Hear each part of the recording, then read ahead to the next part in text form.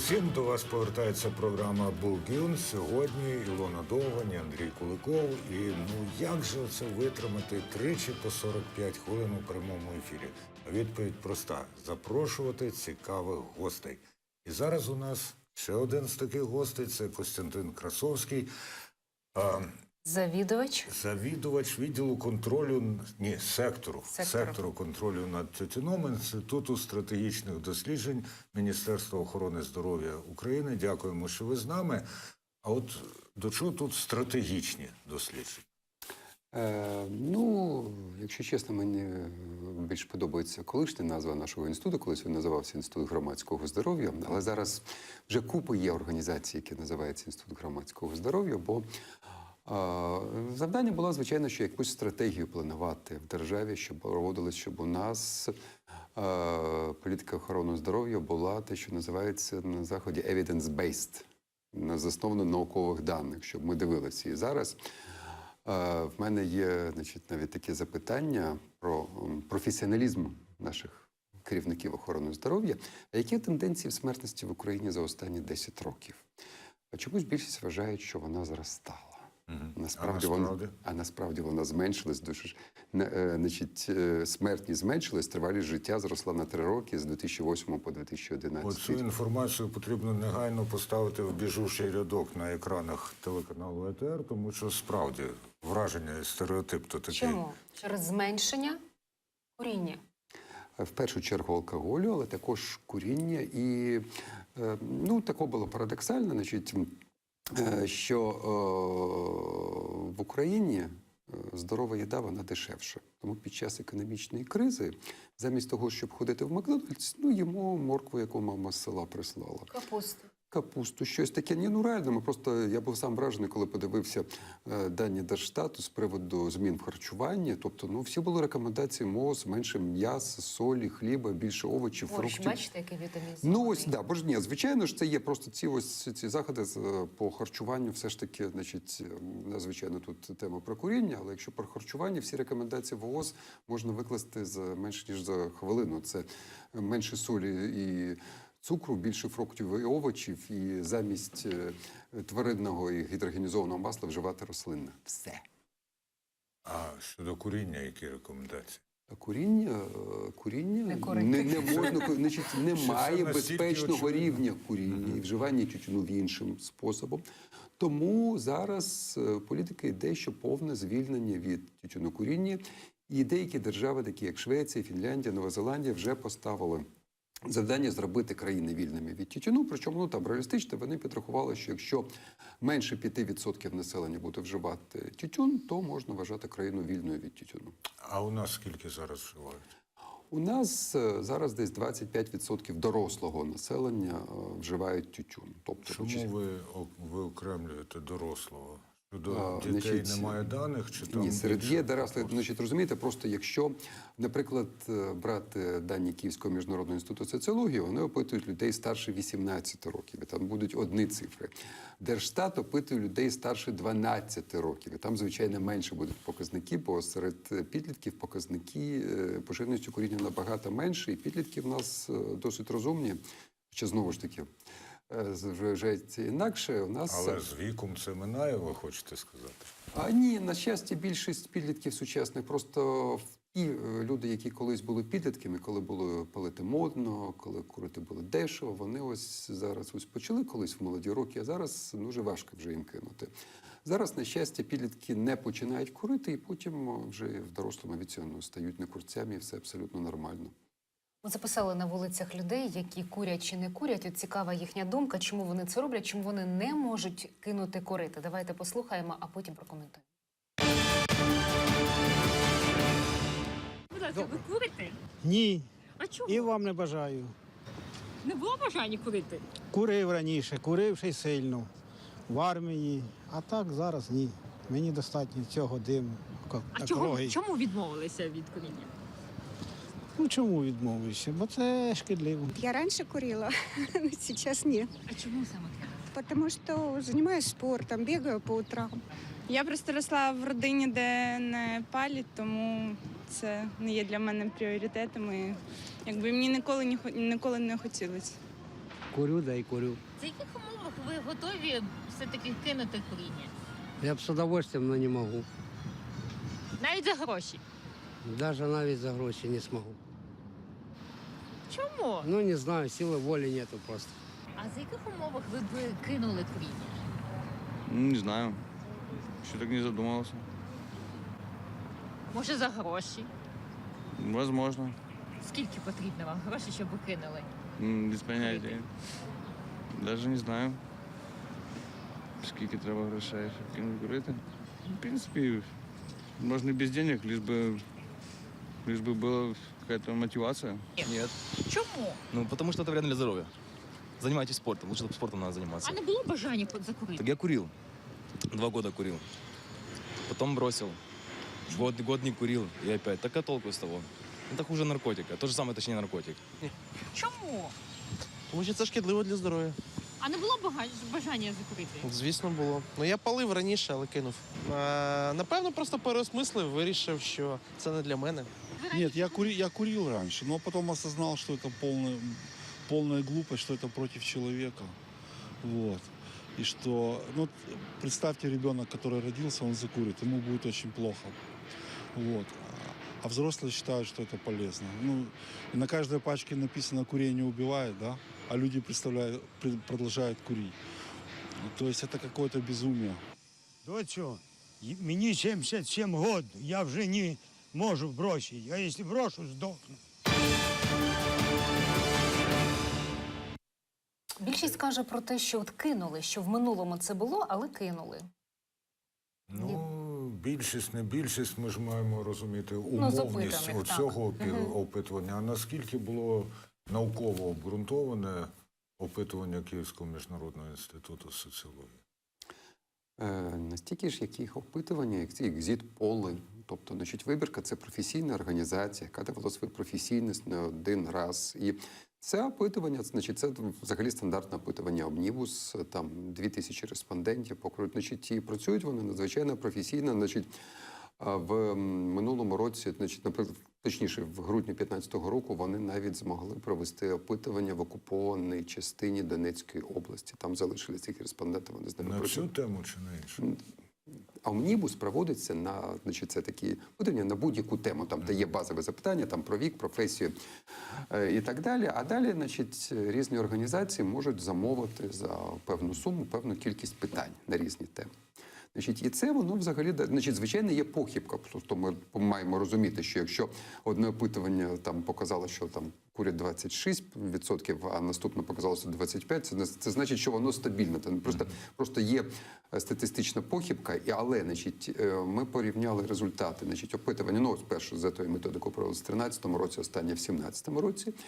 Якщо серед людей старше 30 років немає значущих змін поширеності куріння, то серед людей молодше 30 років є. Тобто чітко меншується у нас. І опитування Держстату також показують, що поширеність куріння серед людей молодше 30 років зменшується набагато більш швидкими темпами, ніж серед А дорослих. що впливає?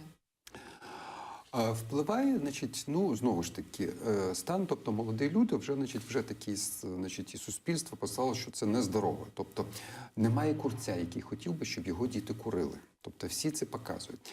І знаєте, коли це, значить, проводили ще одне опитування, значить, там в 2005-2011 році, значить, опитували підлітків, але в тому числі було питання, чи курять ваші батьки. Значить, в 2005 році, значить, десь там 50% сказали, що да, курять, а курять хтось поруч з вами вдома. 70% сказали, курять, тобто, значить, не тільки батьки, хтось там дідусі, хтось ще курив.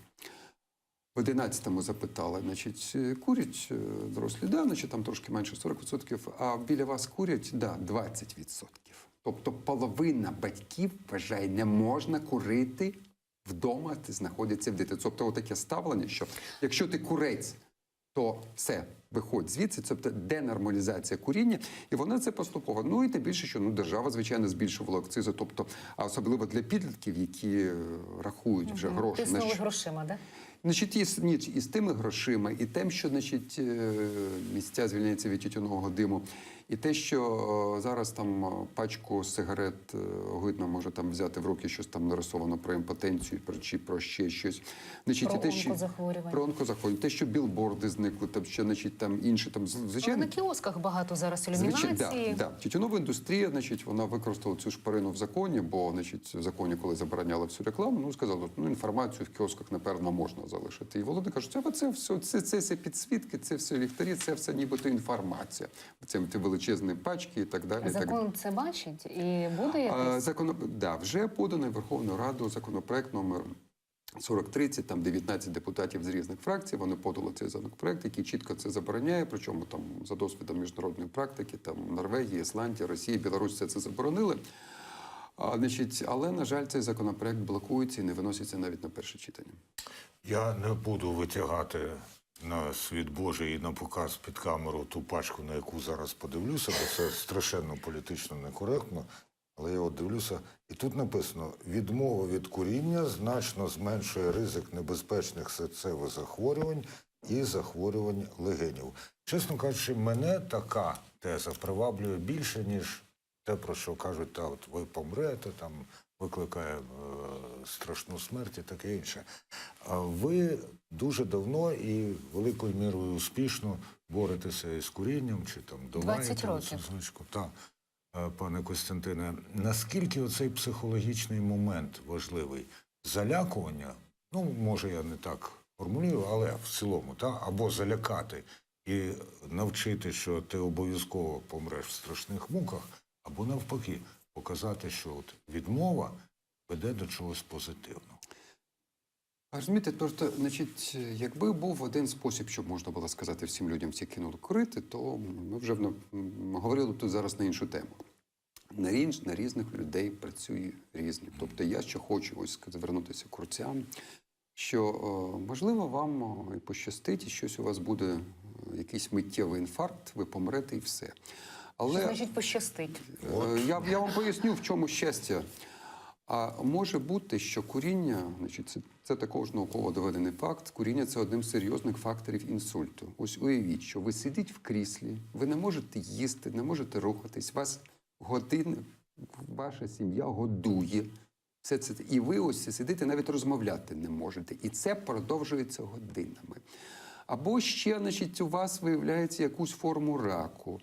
І наші гарні лікарі кажуть, що да, ну можна, але ж це ж стільки коштує, і ваша сім'я продає квартиру, щоб ви трошки помучилися з цим раком. Тому краще все ж таки не наражатися свою сім'ю на таку небезпеку. Я залякуюся, я серйозно займаюся цим залякуванням, тому що я знаю випадки людей. Куріння цьому от реально настільки сприяє. Ось, да, це, значить, ми видали книжку «Табак і здоров'я», можна подивитися в інтернеті, знайти, де це, значить, показано, що там більше 100 різних хвороб, їх викликає, бо обтяжує куріння. І тут ось, наприклад, ось останній казав, що він не може кинути курити.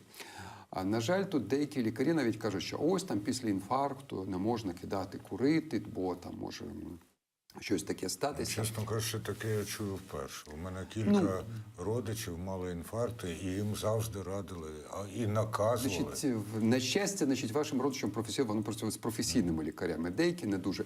Тим більше, що, значить, що тут стикається? Тобто, ну, ось людина сталася інфаркт, і ось людина кинула курити. А потім раз, і що сталося, людина померла. Кажеться, о, це тому, що він кинув курити. А інша людина продовжувала курити після інфаркту. І, значить, померла, сказала, ну, це від стресу. Просто було проведені дослідження, показали, що, значить, що сталося після інфаркту. Так ось протягом 5 років після першого інфаркту померло 25% людей, які кинули курити. Серед тих, хто не кинули курити, 33%. Тобто це, значить, британські дослідження, вони ж теж таки показують, що да, всі ми, на жаль, колись помремо. Але якщо люди курять, то їх ризик померти, він збільшується. Але головне, що сказали, що якщо людина припиняє курити, то досить швидко зменшується ризик серцево-судинних захворювань. Від раку не так. Тобто всі, коли вони мають вищий ризик раку легень, ніж ті, хто ніколи не курив. Але по серцево-судинним захворюванням ризик зменшується. І тут причина, знову ж таки, дослідження було проведене, в чому, значить, куріння, вона пошкоджує стінки наших судин. І там на цих судинах потроху накопичуються такі жироподобні речовини, судини зменшуються. А далі кому як пощастить. Буде Пане Костянтине, так а це тільки від тютюну? Чи взагалі, якщо Є, є ні, є. електронна сигарета, кальян? і електронні сигарети. Ні, крім, значить, нездорове харчування і інше. Але, значить, з тютюном це досить чітко пов'язано. Тобто, коли забиваються сосуди, далі вже кому як пощастить. Буде сосуди серця, буде інфаркт, буде сосуди мозку, буде інсульт, буде на специфічному для чоловіків органі судини, буде імпотенція. Але природа нас так гарно сконструює, що коли людина припиняє курити, починається процес самоочищення. Дослідження показали, що через 10 років приблизно після припинення куріння судини в людей, які кинули курити, приблизно в тих, як ніколи не курили. Дивіться, зараз мода на електронні сигарети, на кальяни. Ті ж я дивлюся, що в дослідженні в цьому кмісівському теж цього разу робили опитування. Як багато людей курить кальян і електронні сигарети, і наскільки вони шкідливі чи не шкідливі?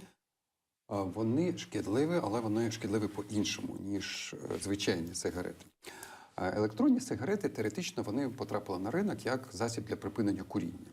І дійсно, якщо людина ось курила звичайні сигарети, зараз повністю перестає курити звичайні сигарети, починає курити електронні, то воно менше шкодить своєму здоров'ю. Хоча, звичайно, там нікотин, є інші речовини, там і канцерогени, в тому числі в електронних сигаретах також шкода, але вона, безумовно, вона менше. Проблема в тому, що багато людей, які переходять на електронні сигарети, не припиняють курити. Вони просто в одних обставинах курять електронні сигарети, в інших – звичайні. І що більш шкідливо, зараз опитування показало, що в 2015 році було проведено через 15-17-річних підлітків. Якщо протягом останніх 30 днів звичайні сигарети хоча б раз курили 19% підлітків, то електронні – 5,5%, кальян – 11%. Тобто це вже пошесть іде молодість, що ну це вже, значить, це ж такі гаджети, електронні, сигарети. Значить, ну а кальян теж, це ж там просто фрукти. Це фрукт, да, це ось продається при тому, що просто, щоб зрозуміти, що ну, одна справа з'їсти фрукти, інше це вдихати продукти згорання. Фрукти, ну не може бути корисним вдихання продуктів згорання будь-чого. І при електронні сигарети, значить, звичайно, там, крім нікотину, є пропіленгліколь, бо щоб нікотин розчинився, води недостатньо має бути. Це воно таке шкідливо. А куріння кальяну, воно навіть більш шкідливе для оточуючих. Тому що при курінні кальяну дим проходить через воду. І нібито здається, що фільтрує. Але суто хімічно, ну, через воду фільтрує взвість. Воно осідає. Гази через воду проходять. Це ж фізика.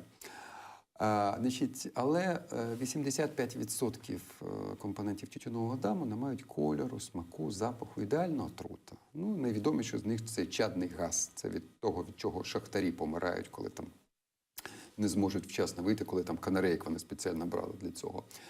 І при курінні кальяну чадний газ утворюється від згорання тютюну, і крім того, щоб горів тютюн, в кальяні обов'язково є шматочок вуглецю. І він також виділяє чадний газ. Тому в приміщеннях, де курять кальян, концентрація чадного газу набагато вища. Можуть викликати головний біль, запаморочення, в першу чергу серед персоналу. В Ізраїлі було проведено дослідження, яке показало, що в тих людей, які курили кальян протягом півгодини після куріння, збільшується ризик дорожньо-транспортних пригод. І причина дуже проста – це гіпоксія, бо через чадний газ менше кисню потрапляє до крові, людина не може так швидко реагувати. Значить, і зараз же є ось там, наприклад, сумно відомий будинок на вулиці Тарасівській, Києва, де люди просто вимушені виїжджати, вони не можуть жити в квартирах, бо там розміщується на першому поверсі кальянна.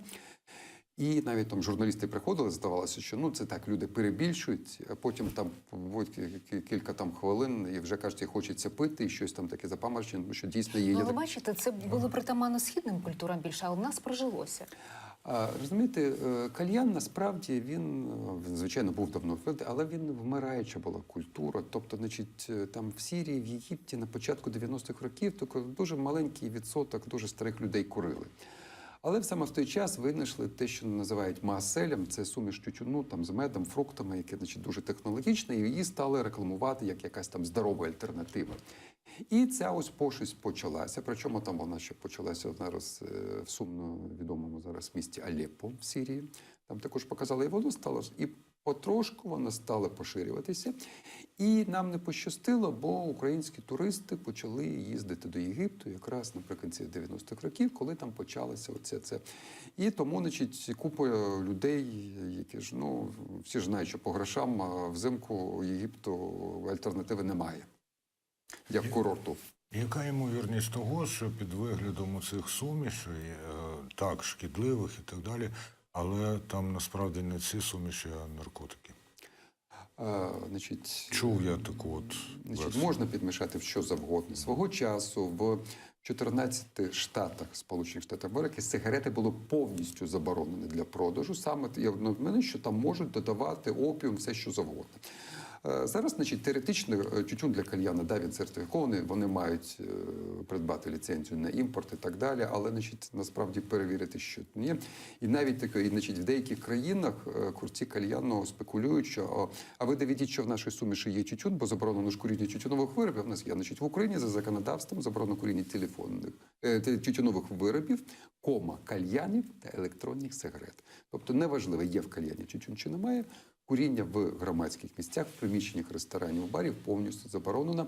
На жаль, в Україні є проблема з виконанням цього законодавства. Але вплинуло воно, перепрошую, у 12-му році, от як було прийнято? Значить, в рівень куріння загалом, да, вплинуло. Тобто набагато менше стали курити і серед молоді. Навіть деякі курці нам дякували, казали, що ось, ви знаєте, я ще ось не можу кинути курити, але раніше там за обідом викурював півпачки, а зараз там раз на годину вийшов, перекурив, повернувся, ну і слава Богу, тобто дуже добре.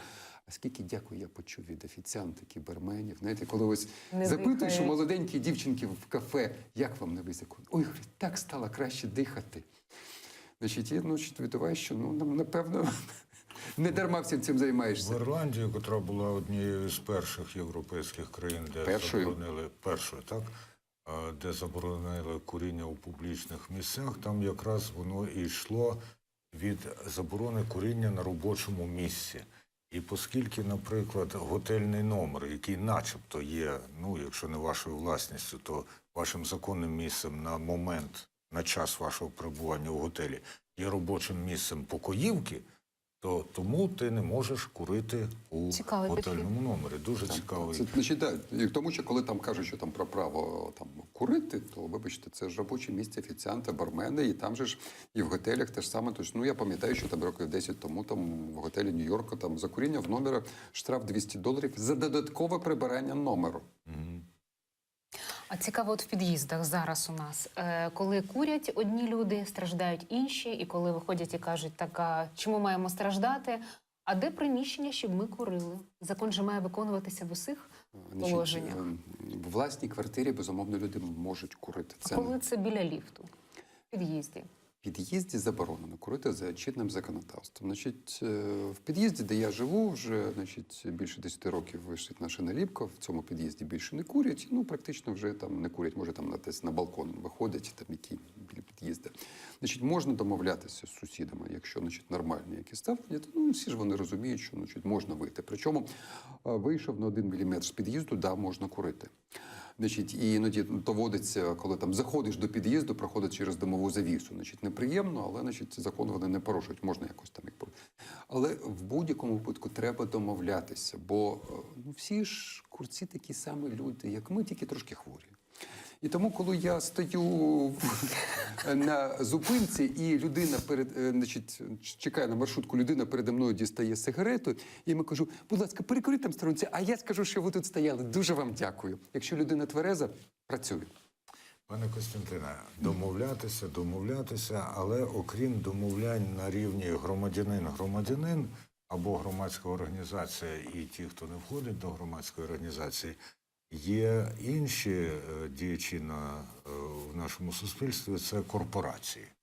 І от мені цілком зрозуміло, хоча, може, я і помиляюсь, це мені зрозуміло, хто зацікавлений в тому, щоб і далі люди курили. Так? А хто в корпораціях, хто в бізнесі може бути зацікавлений, щоб люди не курили? Як створити потужну протидію не за рахунок дій громадськості, не за рахунок, скажімо, дій Міністерства охорони здоров'я, а за рахунок того, щоб один бізнес в цьому сенсі поборював інший? Ви знаєте, значить, зараз бізнес поступово йде на те, щоб, значить, не наймати курців. Тобто в Сполучених, значить, ну, от в Англії там на 50-х роках курило 77% чоловіків-лікарів. Це ж, значить, мода була ж там доктор Ватсон, все ж ти пам'ятаєш. В Сполучених Штатах, де приватна практика, де чітко бачать, що можуть обирати лікаря, то лікарі, які курять, просто не підуть. А там поширеність куріння серед лікарів 3%, серед населення в цілому 19%. А в деяких компаніях уже, значить, не знаю, наскільки це гуманістично, але, значить, що вони зрозуміли? Що коли, значить, є така потужна хвиля і всі відмовляються від куріння, а є наукові дані, що серед людей, яких є психічні захворювання, поширеність куріння вища. Ну, наприклад, людей, які там є шизофренія, інші там, значить, вони теж полегшують, вони, на жаль, вони потім можуть померти від раку легенів, але це таки є. І тому зараз серед освічених людей, які, наприклад, в комп'ютерних фірмах працюють, куріння – це може бути ознакою психічної хвороби. Ну, навіщо нам в офісі така людина? Просто курців не наймають. Тому бізнес, який хоче, щоб люди працювали, щоб вони там не входили на перерив на сигарету, вони будуть на це працювати. І зараз в тих самих же тютюнових компаніях всередині ж ніхто не курить. Тобто і зараз і це, що не можна курити, це більше, це вже стає абсолютно норма. Тому бізнес загалом, який хоче, щоб його працівники були здоровими, є також безліч досліджень, які показують, що якщо люди кидають курити, вони краще працюють. Тому бізнес будь-який має бути зацікавлений, щоб люди курили менше. Наскільки ефективно підняття цін на тютюнові вироби? Дивіться. Виходить, що дуже. З огляду на те, що ви починали. Значить, за даними Держстату, в 2008 році в Україні щоденно курили 10 мільйонів людей. З того часу акцизи піднялися 18 разів. Ну, там, звичайно, була інфляція, коливання курсу гривні, значить, але за даними Штату курять 7 мільйонів людей. Приблизно це з врахуванням окупованих Криму і Донбасу. Значить, це воно дійсно працює. Тим більше, і ми бачили, що коли протягом 8-10 роках, коли за 22 місяці акцизи підвищились в 6 разів. Тоді були найвищі темпи зменшення поширеності тютюнокуріння. Тобто воно працює. На жаль, багато людей, які відмовились, коли ціни піднімаються, вони знов починають курити, є така, значить. Але в цілому це дуже позитивно, бо людина економічна істота, це впливає. Причому більше воно впливає на молодь, у кого немає ще сильної залежності. А вони ж можуть перейти на щось менш якісніше і дешевше? По-перше, всі сигарети однаково шкідливі, і якщо людина після збільшення ціни переходить на менш якісні сигарети, це дуже добре. Бо з точки зору шкоди для здоров'я всі вони однакові, але менш якісні – це з точки зору споживача менш смачні. Ну, якщо переходиш на, якщо їв дуже смачний шоколад, а потім тобі підсовують якусь підробку, ну ти ж будеш менше егоїст, там потім взагалі кинеш, якщо буде тільки. Ой, якщо ми будемо говорити про смачний шоколад, ми можемо настільки залізти в політику. Добре, що ми зараз говоримо про тютюн. От що мене цікавить.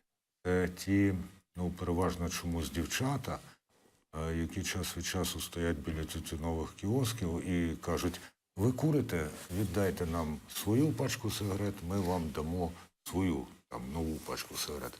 Наскільки це законно?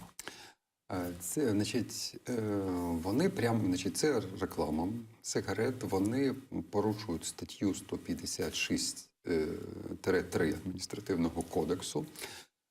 Проте наші законодавці, коли давали цю статтю, вони не позначили, хто має складати протоколи за порушення. То покарання є, тобто теоретична міліція там може бути. Тому ось зараз в цьому законопроекті, я показав 4030, якраз позначено, що міліція була зобов'язана, якщо вони зараз, вони порушують закон, але вони знають, що їх не притягнуть до відповідальності, всі знають, що їм тютюнові компанії. Ті, хто їх наймає. Ті, хто їх має, вони їх відповідно інструктують. Я ж також з тими дівчатами також спілкувався.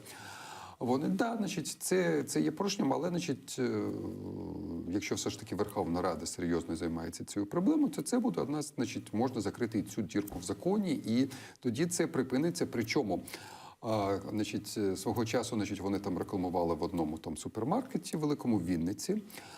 Мені зателефонували, я кажу, а ось реклама заборонена в закладах роздрібної торгівлі. Тому не тих дівчат оштрафують, а штрафують власника супермаркету, якщо вони на його території. Тому вони зараз на території, нібито не нічийній території. Хоча б в супермаркетах власник цього супермаркету просто їх вигнав. У нас залишається аж ціла хвилина до кінця програми. Так, будемо радіти з тим, що у нас суттєве зниження поширеності куріння. Хоча мені здавалося, що зараз, коли йде війна, навпаки більше курять, особливо там от на фронті. Коротко, буквально півхвилини. Є, звичайно, під час воєн, на жаль, зростала поширеність куріння під час Першої світової війни, Другої світової війни. Але все ж таки я хочу, щоб наші солдати, вони жили. І якщо пощастило вижити від куль, дуже буде прикро, якщо потім помруть від інфаркту чи інших хвороб. Тому я всім зараз, курцям, бажаю доброго здоров'я, бажаю кинути курити. Якщо не вийшло цього разу, вийде в наступний. Ви обов'язково станете на курцем.